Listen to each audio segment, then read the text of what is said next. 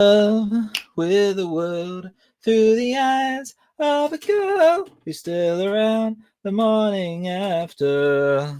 Hello, Saw. Wagwan.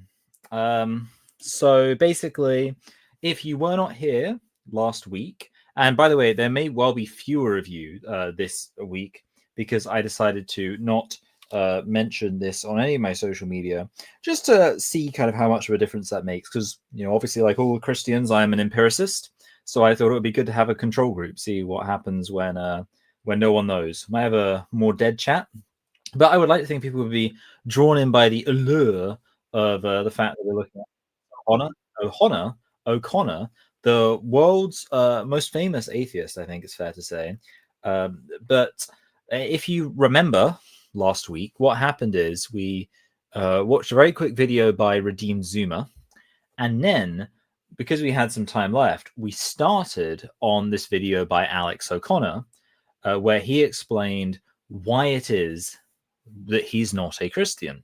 But the thing is, most of the opening video was just him talking about, like, basically providing caveats of, like, why does he believe what he believes and all that kind of jazz. And the most important thing we discovered is that his channel is incredible. His video, rather, is incredibly quiet, or was incredibly quiet. So what I've done, Lord forgive me, is I've actually re-uploaded his video on my channel. I put it as unlisted, of course. I could have privated it, seeing as I'm the only one who's going to be watching it, in order to, and it's going to be hopefully a much more reasonable volume. And yeah, that's not to say that you shouldn't watch it. Obviously, you know, the volume of the video is fine, except for when you're trying to do a live stream response, where it's going to massively bother people if it's pretty much impossible for me to make my volume as quiet as his volume was. Anyway, I suppose we should get into it. I'm going to try to actually come into this with a strict goal. So the video is approximately 27 minutes long, which is good, because that means that every 15 minutes we should be clearing 4.5 minutes. So, you know, let's lock that in now and say so by the time it hits 50 minutes, we should be at 4.5 minutes through, and that way we'll make sure we finish the video. And, you know, if yeah, whatever, you get what I'm saying. All right, so here it is. Alex O'Connor. There's nothing you can see here. Let's like my own video. And you know what, guys? How about you give the video a like if you're watching this right now? A like for Alex O'Connor, someone who's genuinely quite interesting. Yes, unfortunately, we're not really going to be able to see. You know, it's just going to be stuck on that image. Admittedly, kind of like a random, like that's quite the strange freeze frame to go for. He's just like in the middle of talking. If you call yourself an Oh, by the way, even I feel like even then this isn't that loud, but this is the loudest I could make it on. You know, somebody will say, "Well, are you certain there is no God?"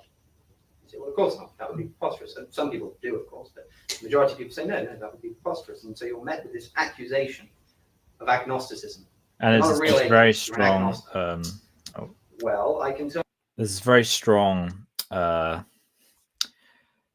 background noise, but whatever. Turn this round on its head. When I debated perhaps probably the most devout Christian I've met personally, Mr. Frank Turek, who is a very devout man, I can tell you.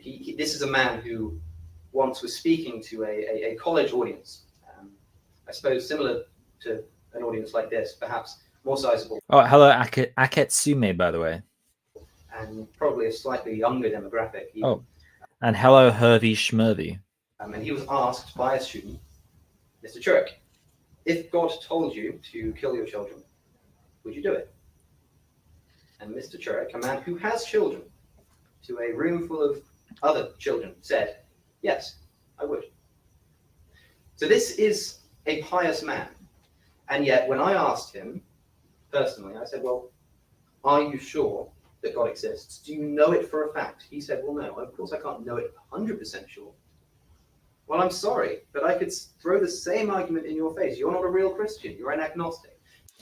Okay, yeah. So basically, this whole thing about like theist or Christian versus agnostic versus atheist. I think the simplest, and this is one reason why I do think the whole like agnostic atheist, it's kind of a stupid term, because as pointed out there, nobody knows anything for certain. If you're going to make this question about like, do you claim to know something, that's kind of meaningless. For me, I would say the three categories we have, theist, agnostic, atheist, describes an atheist is someone who has enough confidence that God does not exist that they are willing to claim God does not exist.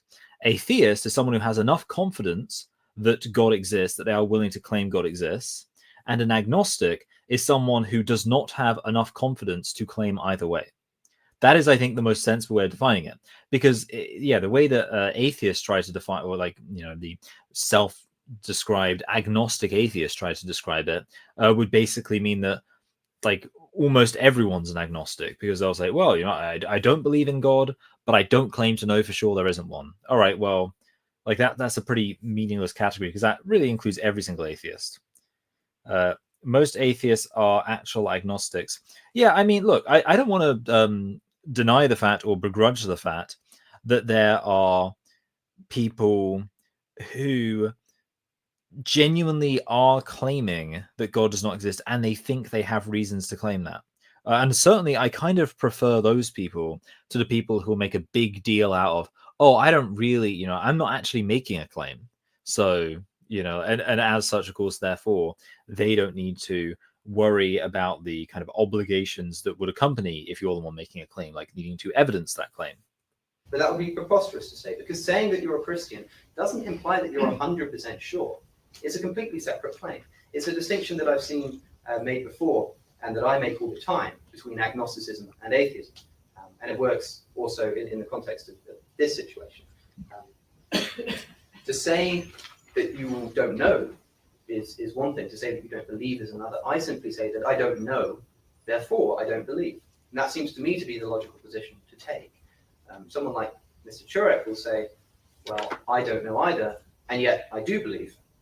Now, of course, there are people who say, I do know there is no God, or I do know there is a God, and these people have adopted for themselves a rather sizable burden of proof, and that has to be accepted. If you are somebody who claims actively that there is... Yeah, I mean, it also gets to the question of like, what is, what does it mean to say you know something? Like, do you have to be 100% certain in order to say you know something?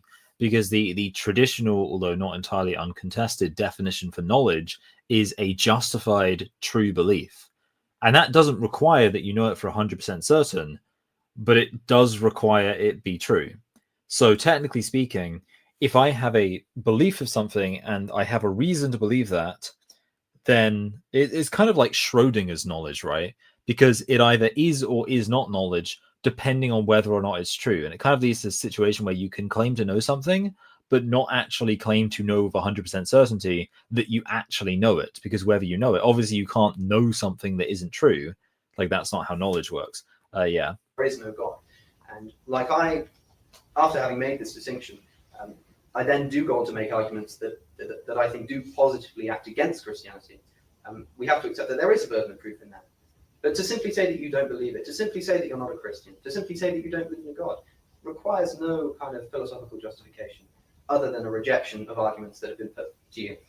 A wonderful analogy for this, if you ever find yourself needing to explain this to people, if you're anything like me, that is, there is an analogy that I heard from Matt Dillahunty, who once gave the example of a marble jar. Hello, Joshua Curry. You're very welcome. Yeah. So far this has been even more kind of preamble, which is fine. Like, I understand preambling, especially in a context like this, where I guess this is him saying like, this is my detailed explanation of why I'm not a Christian. You might spend a whole load of time there defining terms, but obviously, it means that we haven't really got much meat to get into so far. Something of that sort. Imagine you and I are walking down a road, we see a marble jar. Now, we have no idea how many marbles are in this jar. We have no way of knowing. But we're interested. We want to find out. And I decide to say, well, after looking at it for a few seconds, I say, I think there's an even number of marbles in this jar. Would you believe me? If you are a rational person, you wouldn't. How on earth could I possibly know that? I'm just making, I'm just saying this, I pulled it out of thin air. Why on earth would I be saying that? You say, no, I don't believe you. I don't think there's an even number of marbles in this jar. So I'd say, so you think there's an odd number? No, I'm not saying that either. Disbelief in one thing is not the same as the positive belief in the opposite. To say that you don't think there's an even number of marbles in the jar is not the same as saying you think there's an odd number. Hello,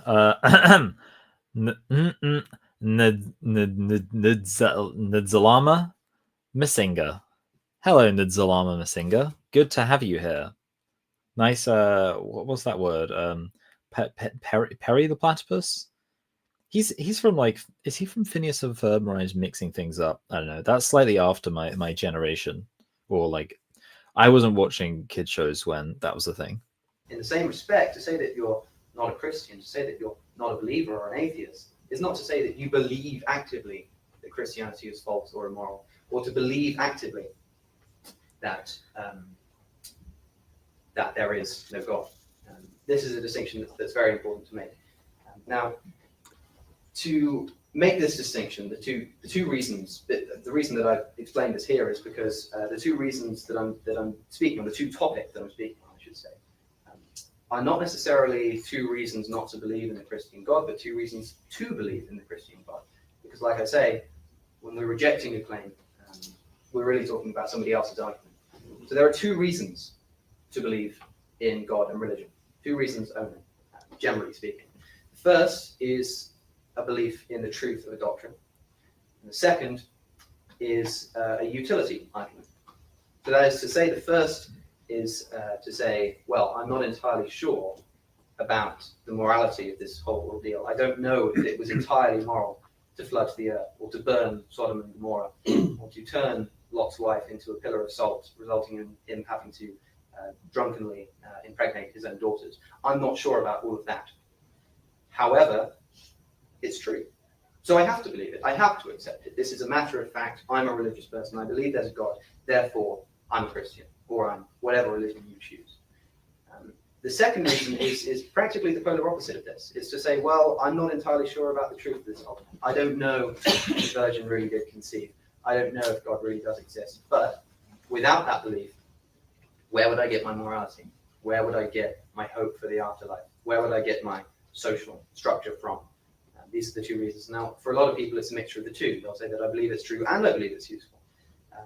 I hope to try to at least... yeah, I mean, look, saying it's useful isn't even... like, that's not an argument at all, really. So really, there's just one argument, which is that it's true. I'm glad I pronounced your name pretty well. It could also be one of those things... I know, like, they've got, like, Nguyen in thingy. So I guess, like, by that logic, it would be Nzalama. Somewhat convince you that both of these are equally delusory. So, when talking about the second distinction, because the first distinction about arguments in terms of the existential nature of God, whether God actually exists, these tend to be much more broad. They tend to be things like a cosmological argument, the fine-tuning argument, which I will happily speak on if I have time. And if I don't, then and you want to hear me speak on it, you can ask the question, or perhaps I can speak to you afterwards. Particularly things like the fine-tuning argument, which once seemed so irrefutable. Christopher Hitchens, in fact, peace be upon him, once said that the fine-tuning argument was the best argument in favor of religion. And yeah, I heard about this recently. I think I saw Trent Horn talking about like the fact that several atheists have said this is a very strong argument. I don't know that I do consider it to be a very strong argument. I think the fine-tuning argument is strong. Well, I don't even know if this is like a fine-tuning argument, because the fine-tuning argument seems to be about the broad nature of the universe. What I think is potentially more interesting is how, strange it is that just one planet, seemingly surrounded by many, many planets, and then obviously once you factor in like the Fermi paradox, which is, I think, a pretty good reason to think that life on other planets is impossible, because if there could be life on other planets, you would think, statistically speaking, or at least intelligent life, statistically speaking, there would have been some civilization that had already come from another planet, and that they would have advanced to the point of space travel. Anyway, the point is, I think that is actually a kind of compelling argument for God to say, well, it seems strange that for the rest of the world, there is no life at all, but just on Earth is it special. And that's kind of what you would expect if you were dealing with a theistic God who created the universe to declare his majesty.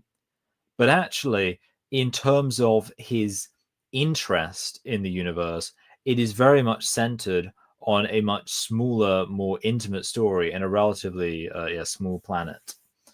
Are you a fan of the ontological argument? Well, I think it's very difficult to genuinely claim that the ontological argument is a good reason to think God exists. I think it's interesting. So, yeah, the ontological, basically the greatest possible thing by definition must exist because that is contained within the definition of it being the greatest possible thing. Logically, I mean that does kind of make sense, but then at the same time, you kind of it almost feels like too clever. Actually, made him stop and think. And I mean, if that's not a stamp of approval, I don't know what is.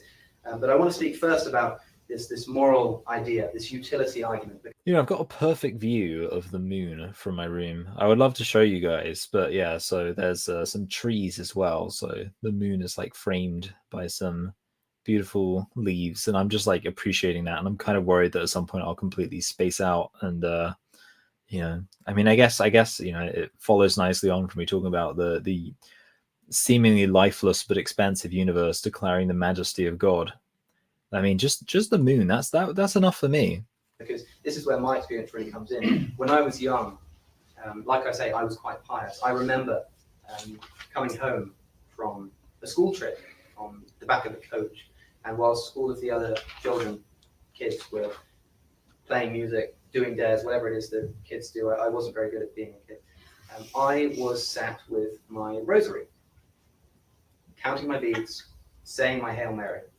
Now, I don't think I have to spell out to you exactly the kind of abuse that I received for this.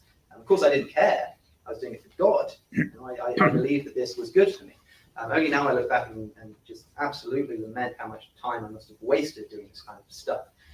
But it is so interesting that Alex was a Catholic who took Catholicism seriously, because if very few people in the UK who are of his generation were raised to take their religion particularly seriously. I didn't know a single person in my school who I could realistically have expected to see praying the rosary in public. I don't think I ever saw a single person pray publicly when I was a kid, full stop. So yeah, that is pretty unique actually. And it's interesting that it seems weirdly kind of, I don't know, well, not coincidental, because you'd think there probably is an explanation for it. But yeah, it definitely seems like it is not a coincidence that someone was anomalously so committed to expressing religious sentiment has now ended up such a prominent atheist. Yeah. Like I say, I was religious. But one of the reasons that I began to stop. And it's also weird that he started making atheist videos when he was just 16. That's pretty young to have done the switch. Edward Giannone, I'm late and I have to leave. Lol. Yeah, see me when I mean, hi and bye. Yeah, when because I was raised atheist, and therefore, I was kind of getting into the idea of making fun of how stupid religion was when I was 14. But it makes sense to me that I was doing it at such a young age, because religion was this totally bizarre thing to me. It's interesting for someone to go so quickly from, well, not so, I don't know, when he was a kid or whatever, but to go seemingly quite quickly from being so convinced that religion is valid that you're praying the rosary to then being oh, I'm going to make fun of this. believing, one of the reasons that I began to really be interested in philosophical arguments was because I realized at a relatively young age, actually, I have no idea why I believe this. I have absolutely no clue. It wasn't a case of me necessarily reading arguments against the existence of God, against the existence of Christianity, which is my religion, and Catholicism, which is my denomination. It was more just a realization that I didn't know any arguments in favor of it. The reason that I was a Christian was because I'd been brought up as such, but because of the moral side, because I thought I needed some hope for the afterlife. I thought that I needed structure in my life, and I thought that when I was sat on the back of the coach and bored and lonely, I could turn to God. This was why I believed, and this is why I think it's so important to tackle this stuff. And this is also why, when you watch debates, it's insufferable to me. You'll watch a debate, and people will always move from the existential debate to the political debate. Somebody will say, I believe in God because everything needs a cause. And the other person will say, well, but if that was true, then it would be evil. It would be horrible. We'd be subjects. It would be terrible. Well, I'm sorry, that has nothing to do with it. These are completely separate arguments. And if we're going to make these arguments, we have to make sure we separate them. So, of course, talking about the moral implications of God doesn't necessarily have any implications on whether or not that God exists. But it's a little bit different when you talk about specific gods, when you talk about a God like the Christian God, because, of course, this God claims to be moral, and the religion claims to be the sole revealed truth. Therefore, if you can say something about its morality, its moral teachings, then I think you can say something about the existence of the. I lost my ball. Yeah, so far I'm actually, and what have we cleared? So we cleared 9 minutes. So we're ahead of, what I said going into this was every 15 minutes we should be clearing 4.5 hours. Of course, really what it is every 5 minutes we should be clearing 1.5 minutes, which, is very reasonable if I don't have anything to say. And yes, so far we're still really just getting preamble. And bear in mind, like I say, so because I already responded, again, there wasn't really much to respond to, the first 20 minutes of, like, basically we are now over halfway through the speech, and he's not said anything to give any evidence of like why he's not a Christian, which again, like, I'm not saying that makes this kind of objectively bad, because I can kind of understand being like, oh, here is a story. I mean, I kind of, I've if someone asked me like, why do I believe a particular thing, or like, how did I come to a particular position, I might just tell it as a narrative rather than giving specific arguments. But I don't know. I feel like, there could be more here. Of the religion itself. I'm going to get my name. When considering the morality of the Bible, every single thing, in fact, scientifically too, I'd say, everything that's in the Bible is one of two things. It's either wrong, or it's unimpressive. What I mean by that is that it's either, a claim made is either going to just be flat out wrong and disproven. Morally, in terms of what we now accept to be almost unanimously. All right, already I have an issue with that, which is the thing is that kind of applies, but or certainly that does not apply to the claims made that we don't know whether or not they're wrong yet. For example, that Jesus rose from the dead. That is neither wrong, nor is it unimpressive. We can't say that it's wrong because nobody knows. Nobody knows if it's wrong. I don't think Alex would claim that he knows it's wrong. So now maybe you could say that it's kind of implied that what he's really saying here is the claims made in the Bible that we have some, like, that we are able to say now whether they are right or wrong are either wrong or unimpressive. And I suppose I'll let him give specific examples of that. Immoral being presented as a virtue in the Bible. Or it's something which is true and is a good point, but could have come from anywhere and is entirely unimpressive.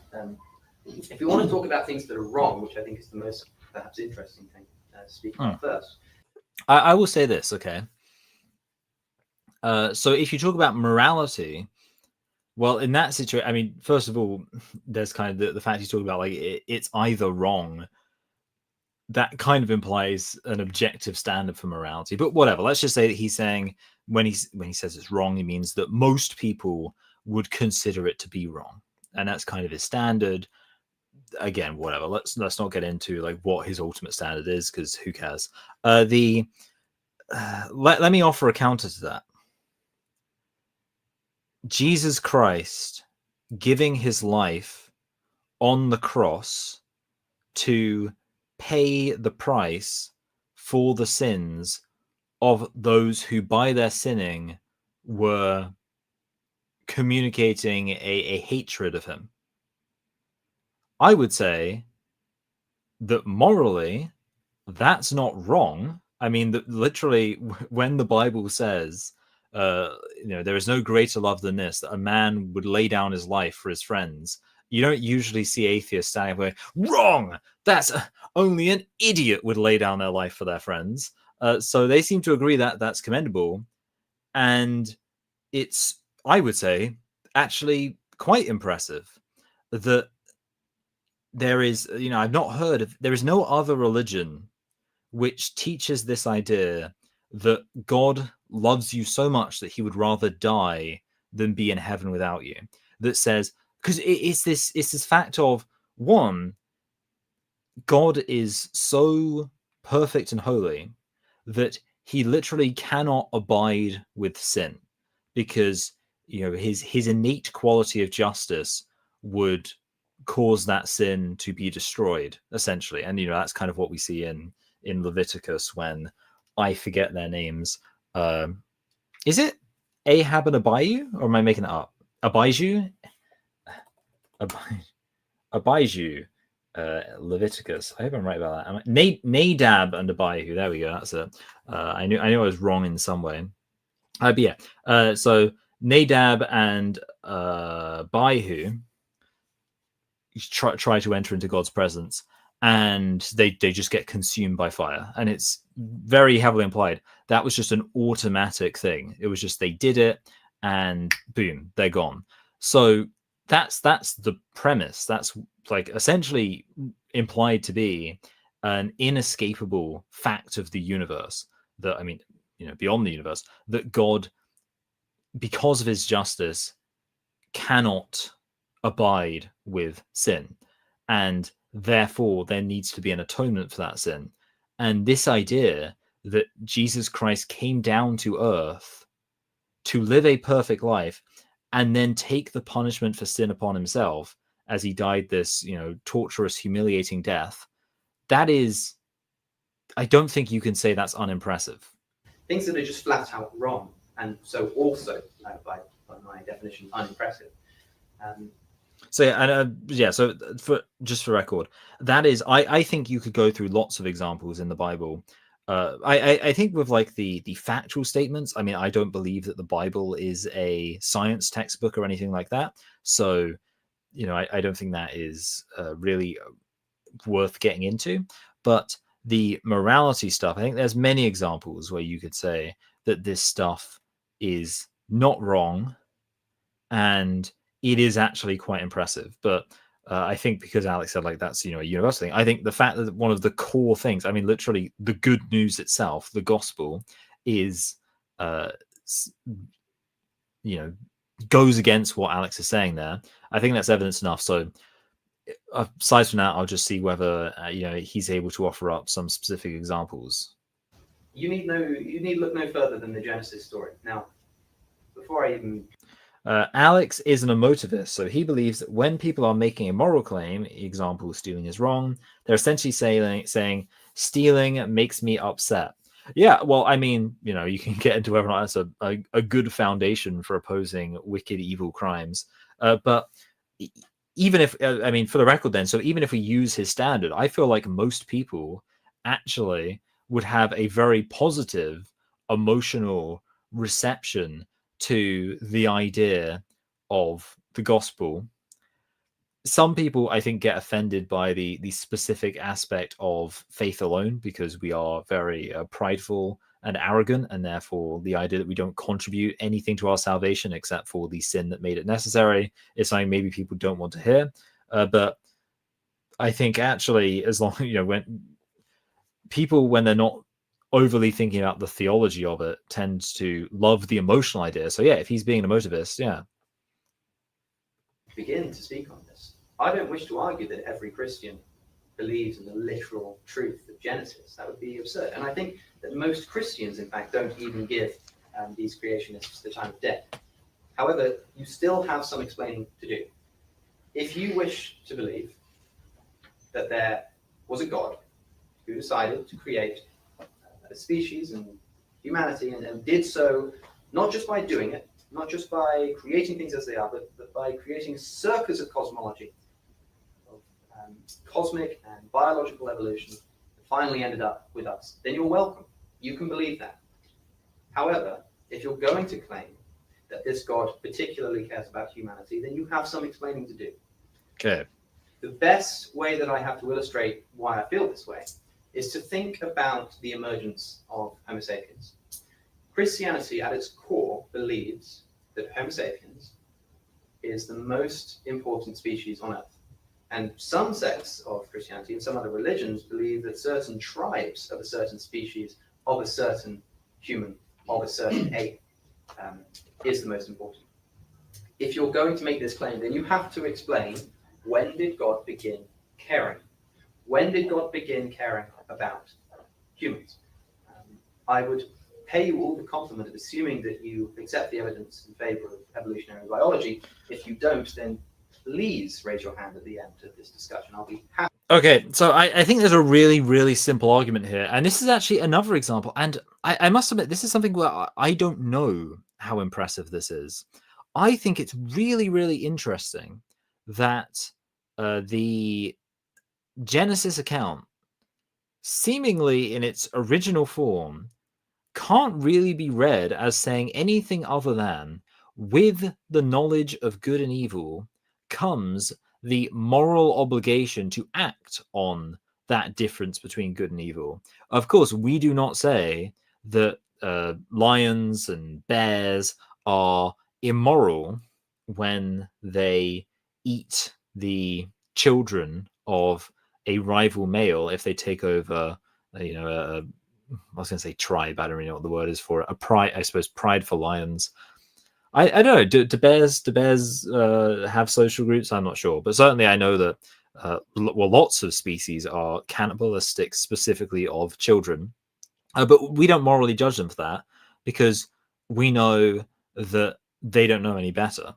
And yeah, I'm not sure how novel of an insight that was for the Bible to have, but it's it's certainly, I would say, it's a reasonably sophisticated ethical point to have, or conclusion to have arrived at, that we need to know the difference between right and wrong before we can be held morally accountable.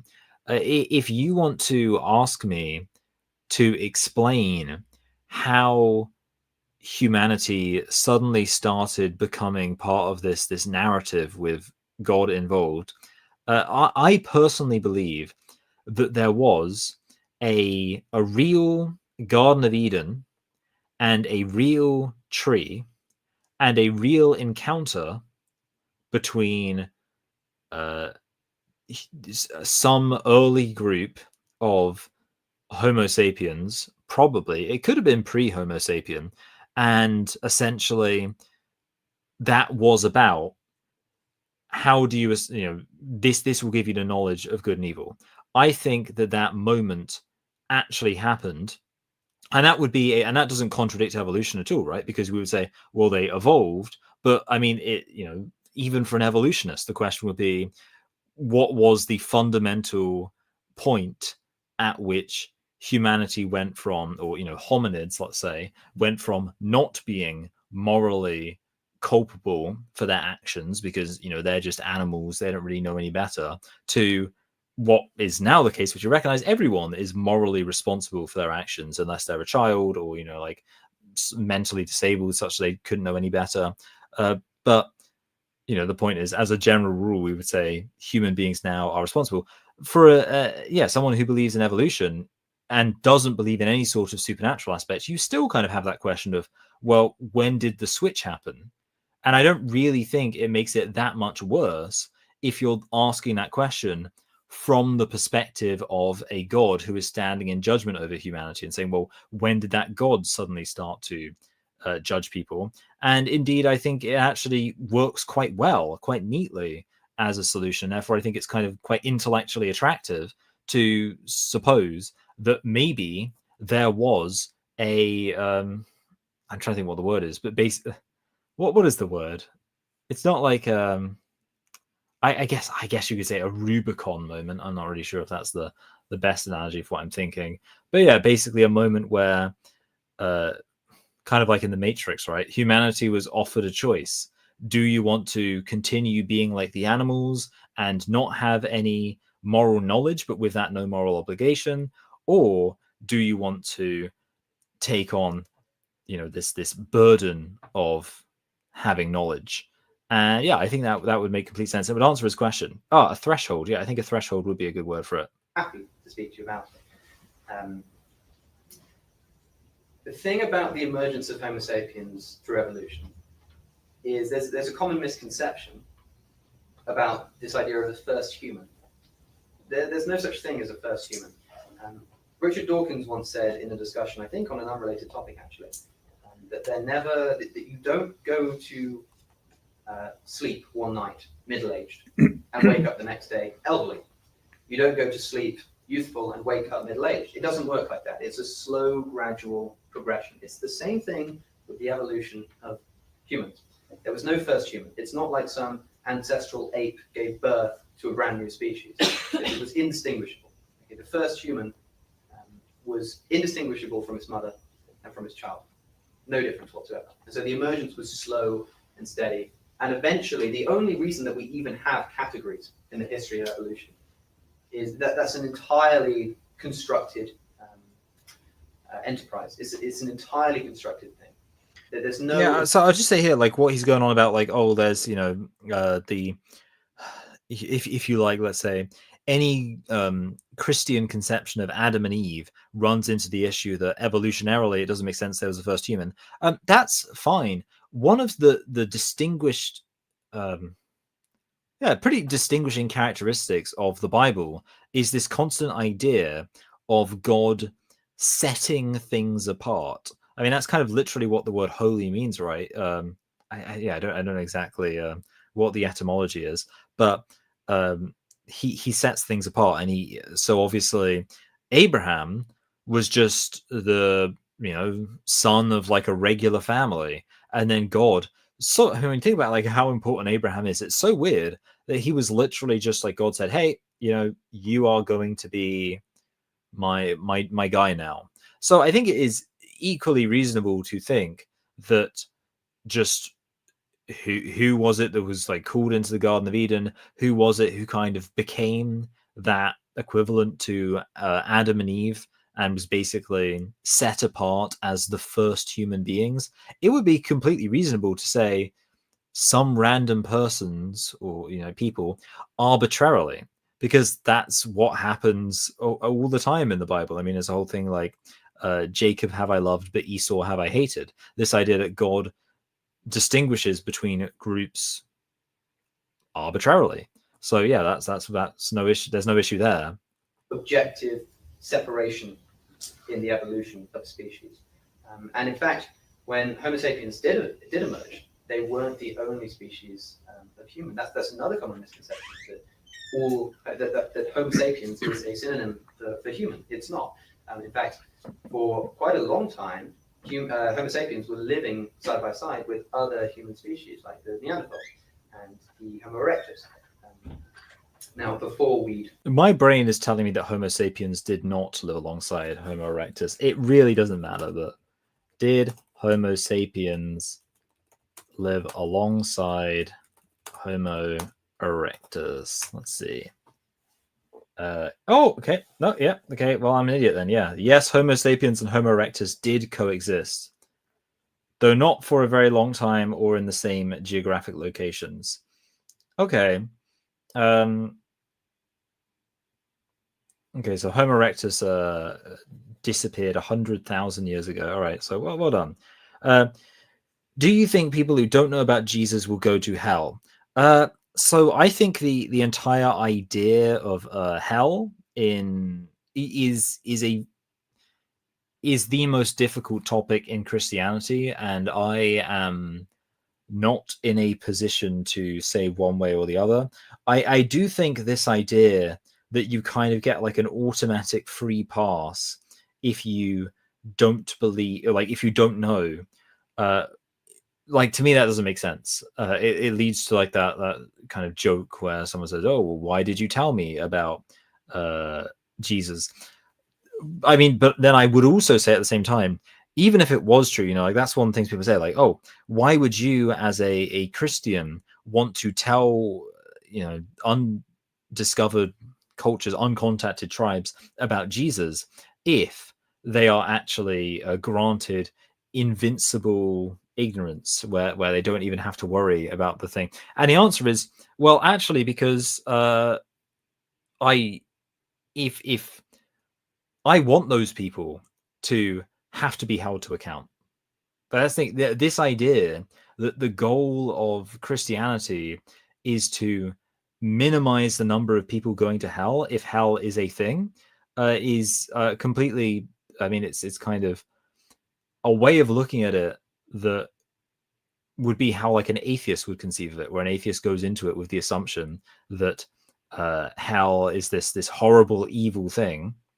And no, yeah, I mean, I don't really engage in a massive apology around hell because I'm not really sure. I think there is ambiguity around it. But yeah, this idea that we have, that it is actually a good thing that we have moral accountability and that we have to know Jesus, I think that is perfectly fine as a position to defend. Yeah, but having said that, I think that the whole fact, I mean, even nowadays, the fact there are so many people who aren't Christian simply because we live in a culture where people just don't care about it. It is interesting and maybe a bit troubling to me that somebody who actively rejects the gospel and hates the gospel and thinks it is like basically a reprobate, someone who just spiritually is completely at odds with God, would be put into the same category as someone who just it isn't really an issue on their radar. I think those are two very different issues. Mike, I don't know if you ever read Rene Girard, but he, aside the famous reasoning about the scapegoat, has some very interesting Christian theory about harmonization process. That sounds very interesting. No, I don't know about that at all, but I think that could be, yeah, very. I mean, it's kind of like, I guess, anything about what God was doing before Adam and Eve, and maybe you could say to some extent before the call of Abraham, is kind of speculative headcanon, but that's not necessarily bad. John 3:16 says nothing about eternal torment. Eternal torment is still eternal life, so that is not what hell is. Yeah, that's kind of a like. I think that does make sense. The idea of annihilationism. I also have a whole thing around this to do with babies. It's very confusing. So I just said that whole thing about how we are only held to account morally once we can distinguish between right and wrong. Well, babies can't distinguish between right and wrong.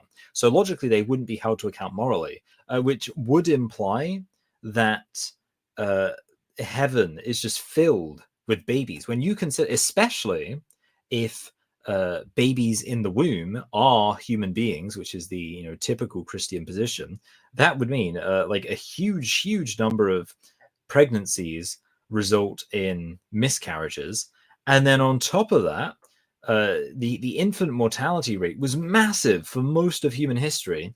So that's something which I feel like a lot of Christians just haven't really thought about. If you have this standard of basically every single human being is either going to heaven or hell, and you have this thing which basically says the distinction between heaven and hell is whether or not you are being held morally accountable for your sins, and you rightly believe that God would not hold babies to account for their sins because, well, they haven't sinned because they don't know the difference between right and wrong, so it would be impossible for them to sin, then you can only reach the conclusion that heaven must just be filled with people, human beings, who never, like, first of all, I think the majority of them would have never even breathed on earth. Most of them would have never walked on earth. Most of them would have never spoken a word in their entire lives. They just went straight to heaven. And that's not necessarily incorrect, but it's an interesting thing. And in some sense, maybe the idea of actually some sort of annihilationism, where it's not just heaven or hell, could explain that. And that maybe then you could say, well, actually, you know what? Babies who die before reaching a certain level of emotional maturity, they basically like just disappear, like stop existing, which I think would probably line up with people's intuitions a bit more. And I think most people aren't expecting, like most Christians aren't expecting to go to heaven and find out it's filled with people who just never even, like, think about it, like the proportions would be so insane. You could speak to 1 million people in heaven, and statistically speaking, probably every single one of those people would be asking you, so what was Earth like? Like, what was it actually like to live as a human being on Earth? I wouldn't know about it because I died before the age of 5 or whatever, when I barely even ever had a conscious thought. You'd be like, okay, well, this is I've got a lot of explaining to do. What would you say is the best argument for Christianity? Is there a good argument against it? Okay, so if I was to say the best argument for Christianity, the problem is because you're saying the best argument for Christianity, I would have to say the theological coherence of the Bible. I think that is the best argument for Christianity. Now, I don't think that's necessarily the best argument for the existence of God, and I certainly think that Christianity is much easier to accept if you already believe that God exists. But yeah, if you had to say, no, you can only make one argument, and that argument has to be for Christianity, I would say the theological coherence of the Bible. And by that, I mean the fact that the Bible was written by certainly dozens of authors, possibly even hundreds, over, well over 1,000 years. And yeah, and it still has this and there's like these really intricate connections between things happening in the Old Testament and the New Testament, between the Gospels and the writings of Paul. You kind of, the only way you can really explain it, I feel, is to assume that everyone got together and collaborated, but we know that they didn't. So, right. Okay, I'm going to have to ignore some of the comments I see.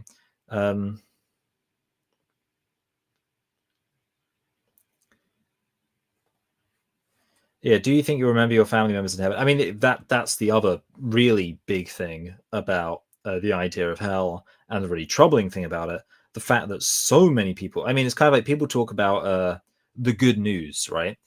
And the thing is, for the people to whom it is news, it surely can't be good news. Because if this is something you're hearing for the first time, the kind of necessary implication of that is that this is not something that your family knows about. Like, if you're just hearing for the first time, oh, did you know that, Jesus, blah, blah, blah, isn't he awesome? Well, yeah, because this is, like, by extension, not something that other people you know and love and care about are going to have heard themselves. Actually, this is horrible, terrible news, because it suggests that they're in for this really unpleasant fate. So yeah, I think that's the really troubling thing about hell. And obviously, yeah, Joshua Curry says unquenchable fire sounds like eternal torment. I mean, the thing is, it could just be that the fire is burning, but it's not like the people in there aren't being burned themselves. I also think, I mean, we actually don't know that much about hell. I also think that it's not impossible that, like, it seems to me to be something that Christians are reading into scripture when they say that because there is this place called hell and some people go there and you need to believe in Jesus in order to be saved, therefore every single person who doesn't believe in Jesus is going to hell. But I don't know if the Bible ever explicitly says that. I feel like there could be, some mechanism by which like something else happens to people who, because like the obvious thing I can think about is the story of the rich man and Lazarus, where the rich man is in hell. See, and this seems to be the most clear description of hell, where he's in anguish, he's being burned, and then Lazarus says there is a uncrossable divide between us. And I think he says like there's a chasm or something between us, so that we can't cross sides. And people read that and they say, okay, so this means that anybody who dies on this earth without having got saved is going to go to hell, and there's no way for them to get out of it. But the thing about that is we don't know the specific circumstance of the rich man.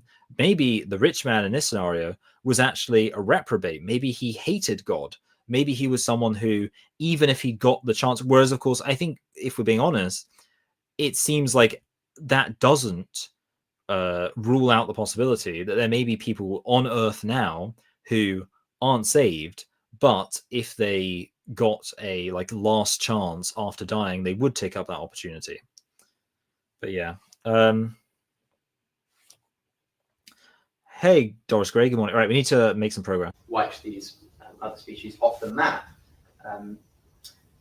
Even we have managed to fall behind. Even if they didn't exist, and we were just talking about the evolution of humans as a linear thing, even ignoring the extra branches, there's still a lot of explaining that needs to be done. Because if God is particularly waiting for this species of human to come along, and he cares about every single human, then at what point did he say, okay, I care about this person? Because presumably he didn't care so much about the apes that constituted our ancestors. He didn't care about them. He certainly didn't care about the first microorganisms. I mean, the other silly thing about this as a criticism is that we actually know that God's kind of concern for the world spread outwards. So we would actually expect a kind of gradual implementation of God's concern for humanity, right?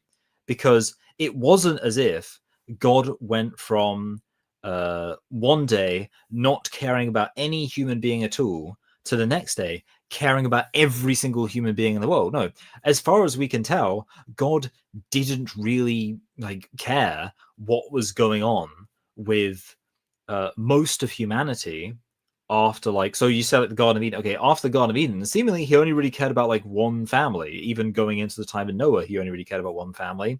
Even really going right up to Jacob and sons, he only cared about this one family. So that's actually quite it's kind of the exact opposite of this idea that like God suddenly started caring about humanity. No, God said, oh, let's ease into this. And then of course it was just one nation, and the only sense in which he cared about other nations wasn't that he was they would interact with them. There's no indication that God particularly cares about what Persia or Greece were doing, except for in that they what they were doing had implications for the Hebrews. So it's not until Jesus comes along really and says, hey, I'm going to spread this, ministry to, well, I mean, even Jesus doesn't say this. He kind of gives the indication of the fact it's going to spread to the Gentiles when he talks to that Canaanite woman. But, obviously, really, it's with Paul that we get it spreading out to the Gentiles. And even then it spreads out slowly. So I think it's kind of reasonable to conclude that contrary to what skeptics seems to think here, or let's say Alex O'Connor, God didn't just suddenly start caring about all of humanity. He very much eased into it. Started life on it. And so at what point along this timeline did God finally say, okay, this point, this human, this is the first human born? There was no such thing. And so you either have to admit that God was a little more flexible, or you have to admit that it's simply not the case. It's simply not true. There was no first human. There is no way to explain why a God who cares particularly about humans would choose this method to bring them about on Earth. Many people have said that the discovery of evolution works in favor of the existence of the God, and perhaps it does, but only an impersonal first mover, not a personal God, because a personal God wouldn't do this. Perhaps there is an explanation for it. Perhaps something has just slipped my mind, and I'd love to hear it. But to me, it seems an almost impossibly reconcilable contradiction. And that's not the only thing that the Book of Genesis gets wrong, of course, because it's too easy almost to talk about a course, Noah's Ark did not occur. Of course, if it did, then you'd have to explain why the Chinese were still writing during the time when they were supposedly all dying from the flood. We don't even need to cover that material. But it's not just the big claims that can, if you really want to push it, be taken as allegorical that are the problem. It's the smaller things. Things such as the Bible stating that the moon emits its own light. Things such as Genesis saying that the sun is not a star, that it's separate. Things such as the Bible saying that there is a firmament above the earth. These things are not explained by allegory. They're not part of a bigger picture. They're not part of a huge story that can be disproven. They are just parts on the side. Now, the fact that they're parts on the side has caused a lot of people to say, well, it doesn't matter that much then. Who cares? Well, I'm sorry. This is either a perfect, inspired book, or it is not. It's one or the other. You don't get to pick. Now, of course, there are people who do, and most Christians, in fact, do pick and choose. But there is a problem with that too. Hey, by the way, Joshua Curry, I do appreciate you bringing scripture, and I am very much committed to finishing this video. But if I manage to finish it, then I'll. But I mean, the thing is, like I said, I don't have like a strong opinion on the hell as eternal conscious torment thing, because, well, it's one of those situations where. No, in some sense, it kind of feels like nobody really wins, because, like, ultimately, the best case scenario is that if you kind of prove the orthodox position on that point, then you go, see, these people are going to burn in hell for eternity, and then it's like, no, that probably makes a lot of people very sad. Which doesn't mean it's not true. It just means it's much nicer when you talk about the stuff which, when proven true, is pretty much an unambiguous good. But yeah, I mean, that's it's still appreciated. And I don't know, yeah, at some point I might have to look a lot more into the idea of hell. I certainly find that the people who like act as if universalism is obviously true based on scripture, that doesn't seem to be at all accurate. I'll get to that. Oh, sorry, and I just want to say very briefly on the I got distracted, but this whole thing about like scientific inaccuracies in Genesis. My stance on it, which I think is a very reasonable stance, is that throughout the Bible is written by human authors, and they seem to be on most points, except for matters of prophecy about the future. And things about the kind of the character of God, which of course they could not know through human means. For things like basically for their descriptions of natural reality, they seem to be limited by human means, right? So that's why usually, in fact, pretty much universally, events that are described in the histories of the Bible are being described by people who lived quite contemporary with those events. And so this is, for example, the contrast here would be with the Quran, where supposedly is describing accurately events that happened thousands of years ago, because Muhammad is receiving this information from an angel who's just miraculously revealing this information to him. That does not seem to be how the Bible was written. The Bible, when it talks about history, when it talks about geography, it seems like the reason it's talking about this stuff is because this is what was known to the authors at the time. And as such, when I read the Bible saying that the moon is a light, or that the sun is not a star, the answer there would be, well, that's because that is how it seemed to the human beings who are writing the Bible. At the moment when I talk about Jesus, because there are, firstly, a few more things that are wrong. For instance, another just interesting odd bit is that the Bible, many people might not know this, the Bible miscalculates pi at one point. Yeah, so that's another example of something very relevant. I can see some nodding heads. It's quite a fascinating thing. Now, there have been attempts to explain this away. Most of them are completely unsatisfactory. Again, especially considering that this is a divinely inspired book. So not only does the Bible not contain calculus, or something that would really help us, Kepler's laws of planetary motion, something that could not have come from anywhere else. It actually gets things wrong, and things that are relatively simple. The Bible describes the construction of a circular object, in effect, and it gives the measurement. It says precisely, because God is very specific in the Old Testament, as you'll know if you've flicked through his pages. He gives the dimensions. He says, I want this diameter and I want this radius. Well, if you put those, if you work out the ratio of those calculations, of course, the ratio between the diameter of a circle and its radius and diameter is pi. It's 3.1415. Okay, I'm going to skip through this. Rewarded people to construct an impossible, it can't exist. Nonetheless, they built it anyway. This is not the kind of thing that you would expect from a book that has been revealed by the supreme source of knowledge of the universe. Yeah, so again, this was not an angel revealing specific, like, word for word statements. So, and also, like, you know, people can just use, like, because he's kind of saying here, like, oh, why did they ask them to do an impossible shape? Because, you know, the numbers don't add up. Well, I would imagine there was a degree of rounding, probably, if for no other reason than that it was probably quite difficult with the technology available to make a shape to exact specifications anyway. So any, like, you might as well use round figures because they didn't have a perfect standard for measurements and stuff like that, or the ability to perfectly recreate those measurements. I imagine with you know, a lot of, like, especially something kind of curved, that would be probably quite difficult to do. Now, of course, some people simply say that the old, like, you think about, like, how difficult it is for a human being to draw a perfect circle.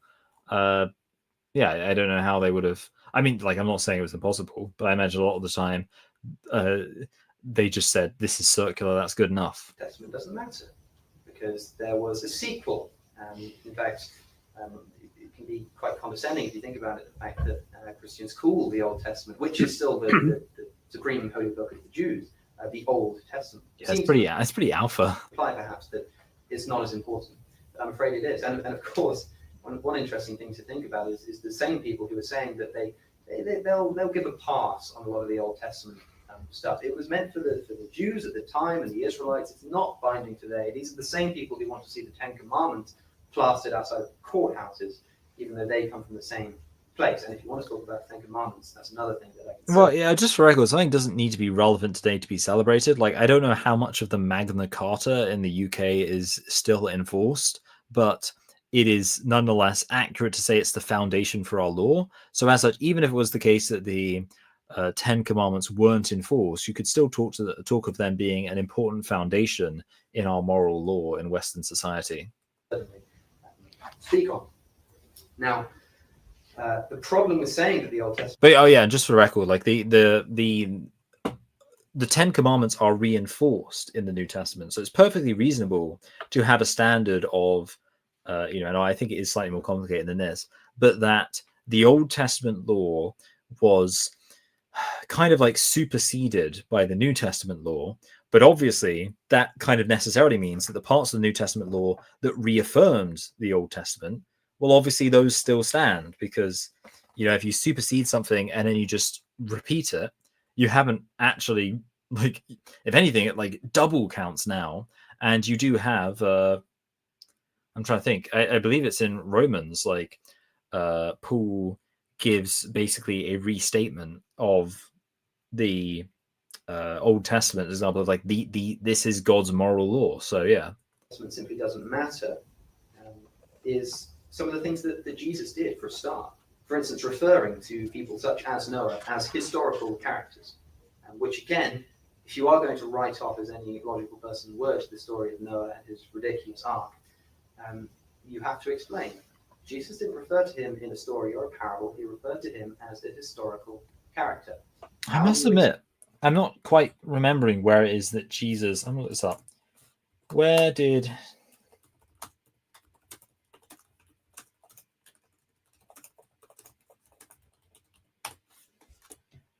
okay. Oh, okay, sorry. Yeah, oh, sorry. Yeah, of course I know this one. Yeah, so as it was in the days of Noah, so it will be in the coming of the Son of Man.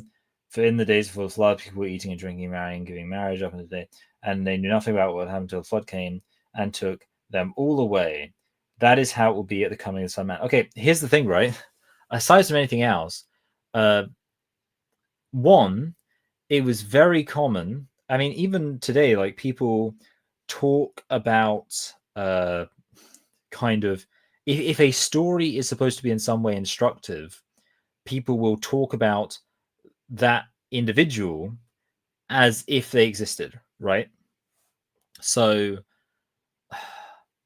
I'm like, I'm really gonna lib out here, but it's like someone said, I feel like when Harry Potter went to go confront Voldemort, if someone said it like that, like that's my analogy, or someone says like, yeah, we're really good friends, we're just like Sam and Frodo, you know, having each other's back.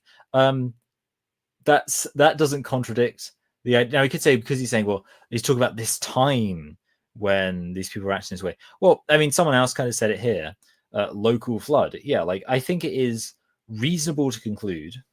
I don't think that there was like, I mean, you know, I think that the story of Noah is exaggerated because, and that doesn't mean it's false, that doesn't contradict inerrancy, because exaggeration was a part of how stories were supposed to be written back then. That's not a mistake. And you know, because it literally talks about what, like the tallest mountains being covered. I think that's pretty obviously a way to just communicate how massive and epic this flood was without necessarily being literally true. And yeah, I think it is therefore perfectly reasonable to say there was some big disaster. There was someone called Noah. He was rescued by God by being told to build an ark. I think all of that could make sense without you having to buy into the, you know, the whole story. And again, applying the logic I already laid out of the Bible's historical accounts were written by human beings who had the limitations that any human would have in exploring like history. The Torah was written by Moses, and like parts of it may have been written, obviously like the part that includes the story of Moses' death was, I guess, probably written by Joshua. But the point is, written by Moses, meaning that we would expect that the further back you go from the time of Moses, the more exaggerated the stories would get, because this was Moses writing according to his knowledge. So probably by the time the story got to him, it was just, did you know there was this guy called Noah and he had a big flood? So yeah, we wouldn't expect the details of that to be perfect. Explain that. What's your favorite Bible story? I must admit, I really like the Book of Judges, just because I think it is so so kind of instructive and so useful. Now the thing is, I don't know if you can really call the Book of Judges itself a Bible story, and I kind of, I'll tentatively, you know, because you know we got things to do, but I think I would tentatively say the story of Gideon, I think, is very interesting. Either you take the approach that it's all true, and you embarrass yourself in front of any audience which is even slightly scientifically literate, or you have to admit some form of defeat, so that the Bible isn't all it's cracked up to be. Jesus also, of course, said that he came to fulfill the Old Testament prophecy, the Old Testament laws. And when he was asked about proof for people who hadn't heard the message of Jesus, he said, they have Moses and the prophets. He thought the Old Testament was good enough for Christians. So why don't most Christians? That's the question. Yeah. Again, it's not as if Christians reject, like, we still read it. We still have the Old Testament. It's not as if we got rid of it. It's not like Muslims where they don't engage with the Old Testament, and certainly not the New Testament, as authoritative religious texts. We do engage with the Old Testament as authoritative religious text. It's just we understand when Jesus talks about fulfilling the law, if you actually look what the purpose of the law is in the book of Exodus, which is, you know, largely about offering a means for humanity to atone for their sins and to kind of bring their conduct in line with God, and then you realize that, you know, like, because a lot of the Old Testament law is centered around the tabernacle. Well, Jesus basically was the tabernacle incarnate. So yeah, when you understand what the law was actually about, him fulfilling the law doesn't mean that we have to it basically means that he is taking on the purpose of the law. Now, as for the New Testament, This is where you tend to find most of the focus on the moral argument. They'll say, well, without Christianity, where would we have the morality that originated with it? Well, like I say, I'll make the distinction again. Everything that was said by Jesus and his community were either wrong or unimpressive. Even the best things you can think of. For instance, the golden rule is quite a good one. Do unto others as you would have them do unto you. Of course, not even mentioning the fact that this could be immediately improved on by simply saying, why not just do unto others as they would do unto them, as they would have done unto themselves, not how we would have done unto you. Yeah, so the golden rule isn't like a perfect, like there's many examples. I mean, like any kind of appeal to like sadomasochism could show why that doesn't really work. But the thing is, I think to me, what really the New Testament is saying is that everyone knows how to be moral. Like that's kind of thing. It's not really a criticism of the New Testament to say, well, this is just saying, like when it describes how to be moral, it's just saying stuff we already know. No. Well, yeah, because that's kind of the point, right? I mean, the like in like Paul talks about how like everyone has is a law unto themselves, that everyone, yeah, basically saying the exact same thing, right? You have different preferences. You don't like the same things. You don't want to be treated in the same way. Maybe socially, they're not as interested in attention as you are. Maybe it's the opposite. We can already improve on this teaching, but even if we thought it was the most incredible teaching, which a lot of Christians parade it to be, it appeared in the Analects of Confucius earlier than Jesus. And if I want to get that morality from Confucius, yeah. I don't. It's also worth noting, by the way, he explicitly says, you know, do unto your neighbor as you would do unto yourselves, or whatever. Love your neighbor as yourselves. Upon this are written, upon this hangs all the laws and all the prophets. So he's not claiming this is some new idea he's come up with. He's saying this is the foundational principle of everything that's already come before. You don't have to believe that he was also the Son of God in the package. He doesn't require that. And by the way, am I crazy? Wait. Is the golden rule in the Old Testament? I feel like, doesn't it at least say something like that? Yeah. Let's see. So Leviticus. Yeah, here it is. All right, yeah. Leviticus 19:18. You shall not take vengeance or bear a grudge against the sons of your own people, but you shall love your neighbor as yourself. I am the Lord. Yeah, and then Leviticus 19:34, you shall love him as yourself. Yeah, which I thought was true. So, okay, Confucius has Jesus beat, but Confucius doesn't have Leviticus beat. And the lessons of Paul, if you read them, you have to take it all together. So Paul said, in fact, that if the miracles weren't true, if Jesus wasn't born of a virgin, if he didn't rise again, specifically, if Jesus was not resurrected, then the entire thing falls to pieces. This is from St. Paul himself. You take it all, or you take none of it. Now, of course, this isn't to say that most Christians subscribe to this kind of logic. And a lot of them say, well, despite that, I'm still just going to choose the paths that apply to me, and I'm still going to pick and choose, and I'm still going to take certain moral teachings because they do exist. Fine. If you're going to do that, that might actually be good for you. In fact, as a historical example, you can look to Thomas Jefferson, who literally took a Bible, a New Testament, and he physically cut out references to the supernatural and the divine and miracles, leaving him with just the moral teachings of Jesus. And he called it the life and times of Jesus of Nazareth, or something of the sort. You can do that. That's fine. But if you're going to do that, there's simply no need to call yourself a Christian. Okay? I'm sure, having been brought up a Christian, that many of the moral teachings that I hold come from the Christian faith. I have no doubt about that. My only contention is that I could have got it elsewhere. And since I've done more reading and more research, I now have a morality that's based still partly in Christian scripture, but also some parts of Islam, would you believe it, are in fact moral. They are there, believe it. Also, morality can be found in all sorts of other religions, as well as political ideologies. Every single ideology that exists has at least some redeeming factor. Anyway, any religion, any ideology, any political position, you can find something to say that it's got a good principle. Communism, it's all just about equality. You can.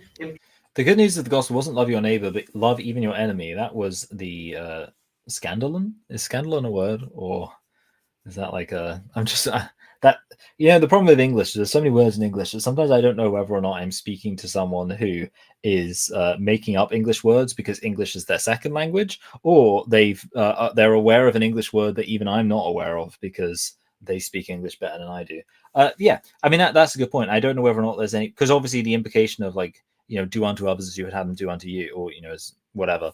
The implication of that is you could say, well, that includes all others. But of course, as we know, that one guy in the lead up to the parable of the Good Samaritan says, well, who is my neighbor? So I think a lot of people will be like, oh yeah, everyone agrees that. A Greek, okay, that makes sense.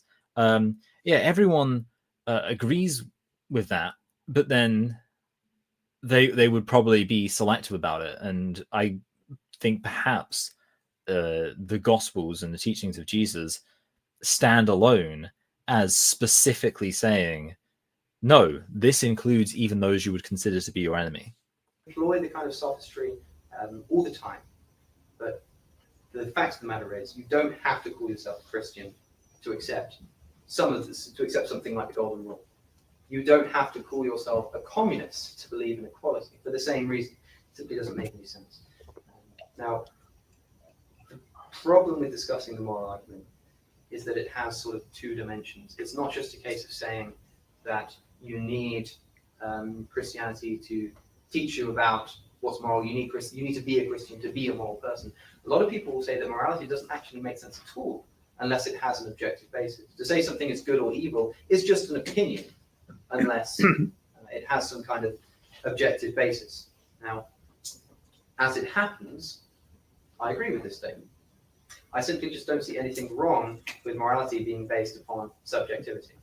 We can all come to conclusions about morality without the need for an objective basis. And in fact, having an objective basis can be even more dangerous than having a subjective one, such as exampled in Mr. Frank Turek saying that he would kill his children. Where else would you derive such sinister morality from? Where else could you possibly? What's wrong with that, right?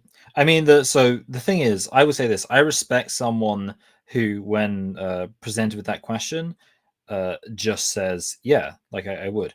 The thing is, it's there is. I think it is legitimate to kind of quibble the theological presuppositions that kind of accompany that question, where. For example, I mean, the obvious thing I would say is, well, really, if God asked me to kill my children, the problem is that by definition would prove that this isn't God, because the whole point of the story of the binding of Isaac is that God does it to show that even though Abraham would be willing to do this, it's not something God would ever. And I'm reading the. I actually just finished the book of Jeremiah because I read the Bible, and one of the things that he repeatedly says is when he talks about the Jews sacrificing their children, burning them with fire as a sacrifice to their pagan gods. He says, this is not something I commanded them, nor did it enter into my mind. He's saying I wouldn't have even thought of doing this. So that shows that God is completely against this idea of sacrificing your children to, to who you believe to be God. And therefore, if you're going to ask me like, oh, if God told me to sacrifice my children, my first thought would be, well, that's not God. The problem is the question itself is saying, what if God did?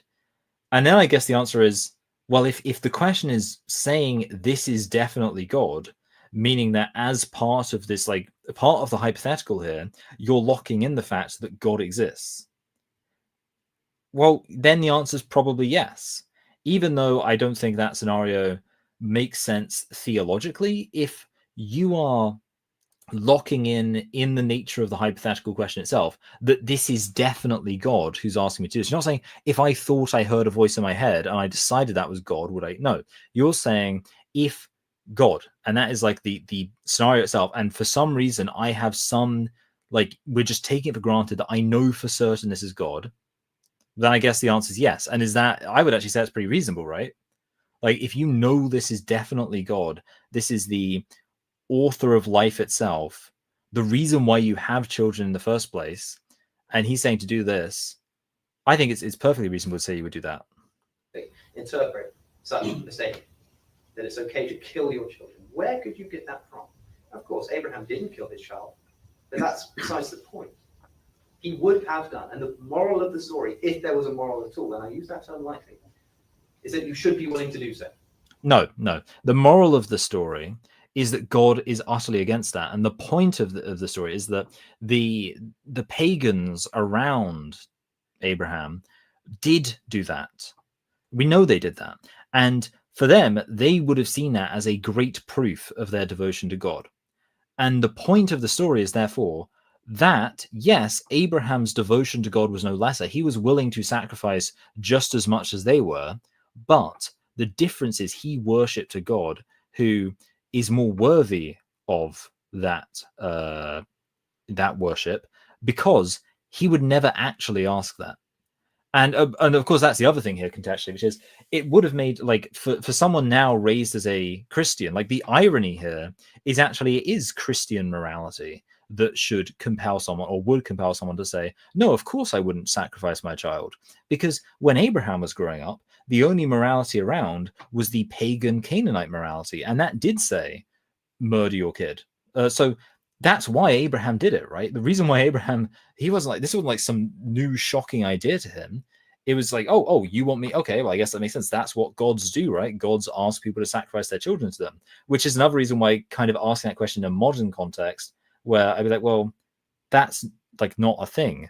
Like if you were actually going to make the analogy more modern, you would maybe say, like, would you abort your child so that you could, have some extra money to, you'd otherwise have to spend taking care of that child? Because that's something which our culture would say is a fine thing to do.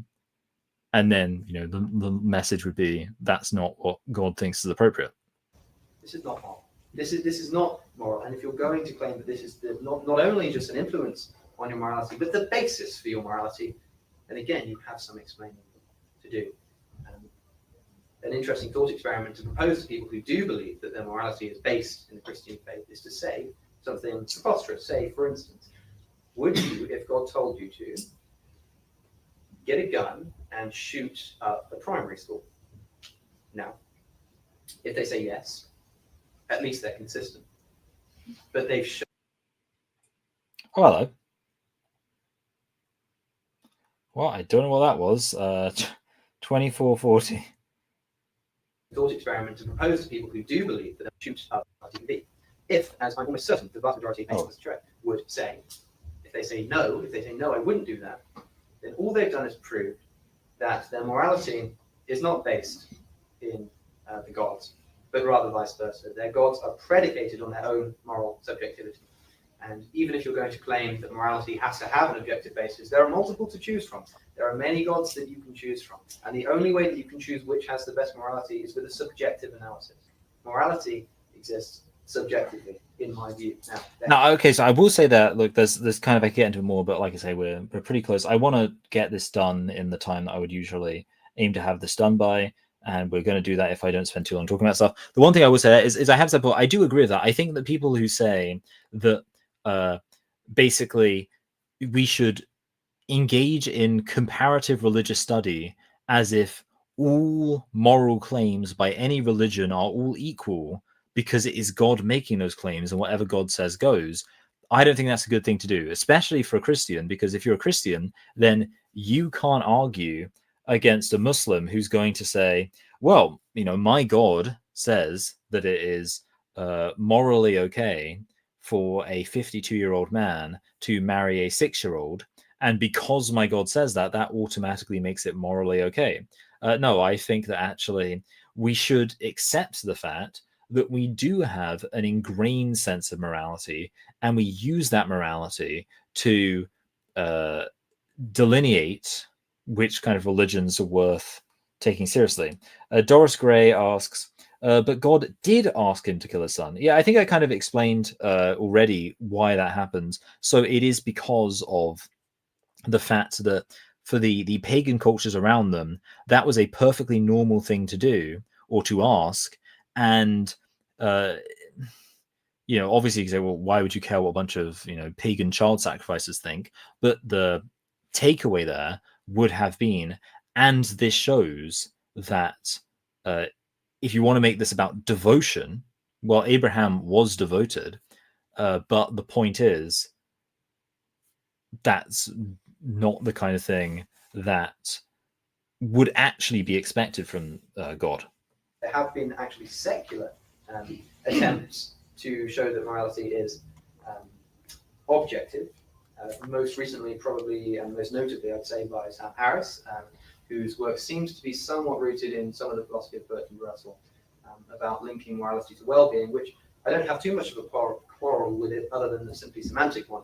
I think that the statement that morality is defined by well-being is true, but subjectively. I think that it is true to say that everybody's morality is based on well-being, but I think that's a subjective assumption. That's the only quarrel I have. But to say that religion or God, or Christianity in particular, is the objective basis for your morality is not only immoral, but it's also illogical. And that's one of the main reasons, in fact, that I'm not a Christian. I would also say, by the way, that just because your morality might exist antecedent to your recognition of God as a supreme moral authority doesn't mean that God isn't what your morality is grounded in. I think that you could say that we have a pre-existent sense of right and wrong that is kind of ingrained in us, and we can use that to assess the morality of various gods as they're presented in different religious accounts and say, well, this one seems more credible. And then we can say, well, actually, based on the fact that my natural sense of morality has led me to view this God who, repudiates child sacrifice, which again is not necessarily impressive by our standards. But then again, it's kind of like people make this big deal out of the fact of, by my moral standards, God isn't even that impressive. Well, we wouldn't actually expect that, would we? If God gave us our sense of morality, it's kind of weird for us to almost use our ingrained sense of morality that God gave us to then stand in judgment over the fact that God's morality is almost so blasé. But also, then why didn't Abraham say, you can't be God if you ask me to do this? Well, again, I think I actually kind of replied this as well. For Abraham, this was a very normal thing for God to ask. That's kind of the thing. Abraham was probably maybe kind of surprisingly unfazed by this command. I mean, he would have been really upset because he'd just, been waiting to have he'd been like, hey, I was thinking I was going to have a son, and I've been waiting for quite a while. So he might have been disappointed about the timing and the specific thing that was being asked of him, but I don't think the notion itself would have been particularly shocking to him. Within the morality of the Bible, of course, you don't just have things which are unimpressive, you have things which are positively immoral, particularly in the Old Testament. But as we've already seen, you can't just discount the Old Testament, especially if you're going to take something like the Ten Commandments and still live by those principles.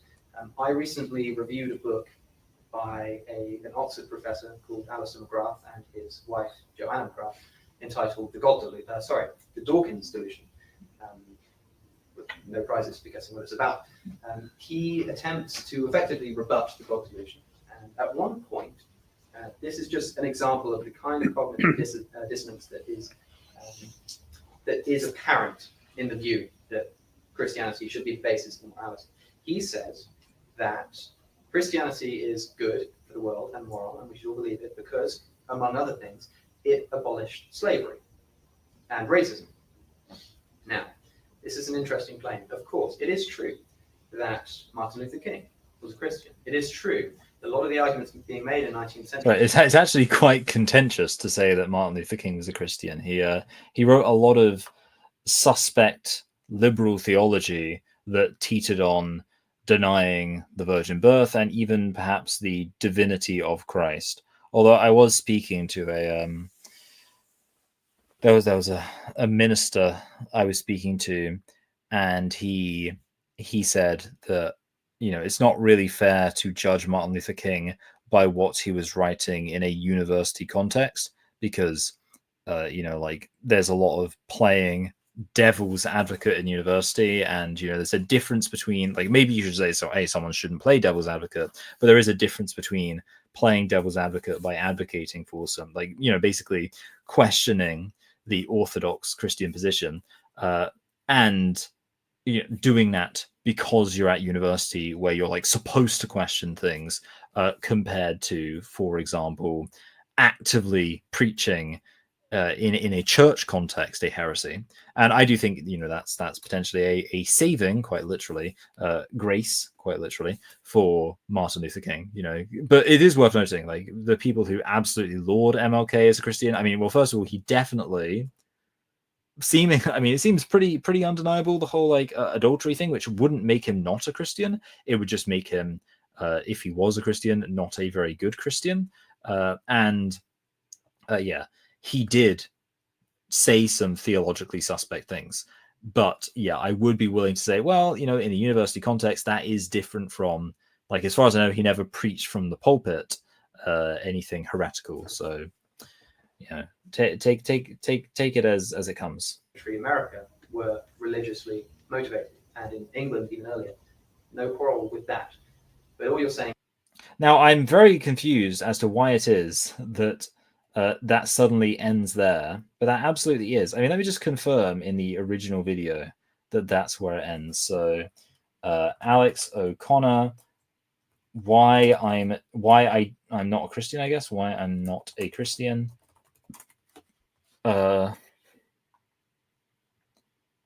Okay, here it is. Pardon me my hiccup. Okay, let's see. Yep. So let me get this straight. You're telling me I don't have to spend countless hours. Among other things, it abolished. So the arguments being made in 19th century America were religiously motivated, and in England even earlier. No quarrel with that. But all you're saying. Yep, that's where it cuts off. I mean, you could probably barely hear that, and that indicates just how quiet it was. Anyway, so I'll just give a brief closing point, and then I will leave, because yeah, don't want to be around too much longer.